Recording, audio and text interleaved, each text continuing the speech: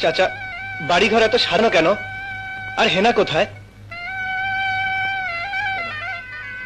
হেনাকে তুমি ভুলে যাও। ভুলে যাব? হ্যাঁ বাবা, হেনার বিয়ে হয়ে গেছে। না না, হেনার বিয়ে হতে পারে না। আমি বিশ্বাস করি না, আমি বিশ্বাস করি না, আমি বিশ্বাস করি না। প্রেমের সমাধি ভেঙে মনের শীতল ছিড়ে